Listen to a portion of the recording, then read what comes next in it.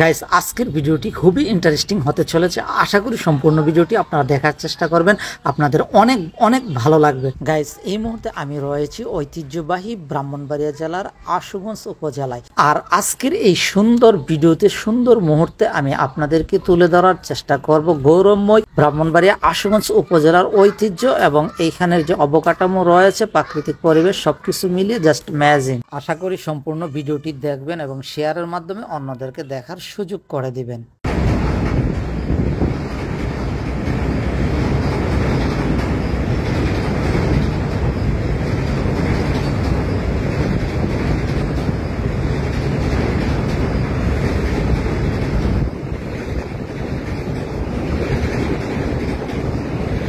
ঐতিহ্যবাহী এই আশুগঞ্জ উপজেলাতে রয়েছে একটি ইন্টারন্যাশনাল মানের নৌবন্দর। এখানে কিন্তু বিশ্বের বিভিন্ন দেশ থেকে কিন্তু শিপের মাধ্যমে মাল আসা যাওয়া করে। আপনারা দেখতেছেন এখানে কিন্তু শ্রমিকরা লোড আনলোডের কাজ করতেছে। আর এই ঐতিহ্যবাহী আশুগঞ্জ উপজেলাতে আরও রয়েছে এক আন্তর্জাতিক মানের ফার্টিলাইজার। আর এই ফার্টিলাইজার থেকে বাংলাদেশের বিভিন্ন জায়গায় সার কিন্তু যেয়ে থাকে, কৃষকের চাহিদা পূর্ণ করে থাকে। আর এই ফার্টিলাইজারটি কিন্তু বাংলাদেশের অর্থনীতিতে বিশেষ ভূমিকা পালন করে আসছে। এই আশুগঞ্জ উপজেলাতে রয়েছে একটি আন্তর্জাতিক মানের বিদ্যুৎ কেন্দ্র, যেখান থেকে প্রতিদিন বাংলাদেশের সব জায়গাতে বিদ্যুৎ সঞ্চালন করে থাকে। আর এই বিদ্যুৎ কেন্দ্রটি কিন্তু বাংলাদেশের বিখ্যাত এবং বাংলাদেশের সুপরিচিত একটি বিদ্যুৎ কেন্দ্র। সেই হিসেবে আমরা বলতে পারি যে আশুগঞ্জ বাংলাদেশের একটি অর্থনৈতিক অঞ্চল। আশুগঞ্জ এবং ভৈরবের পাশ দিয়ে বয়ে বেড়াচ্ছে মেঘনা নদীর মোহনা। আর মেঘনা নদীর উপরেই রয়েছে কিন্তু রেলওয়ে ব্রিজ এবং এখানে কিন্তু আরেকটি ব্রিজ রয়েছে স্থলপথের। সেই হিসাবে এই অঞ্চলের যে অর্থনৈতিক অবকাঠামো, এটা কিন্তু অনেক গুরুত্বপূর্ণ ভূমিকা রেখেছে বাংলাদেশের জন্য।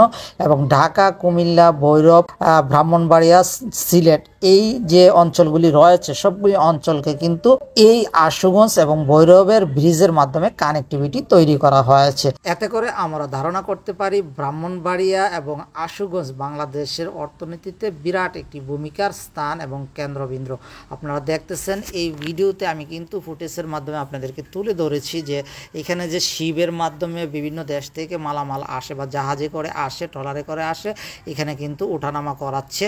আর বিশেষ করে শ্রমিকদের কথা বলতে, বাংলাদেশের যে অর্থনীতি রয়েছে, এই শ্রমিক এবং কর্মজীবী মানুষের জন্যই কিন্তু আমাদের বাংলাদেশের যে অগ্রগতি। আপনারা দেখতেছেন কত কষ্ট করে তারা বোঝাগুলি লোড আনলোড করছে। গাইস, এতক্ষণ আমি চেষ্টা করেছি আপনাদেরকে আশুগঞ্জ নৌবন্দর থেকে বিস্তারিত তুলে ধরতে।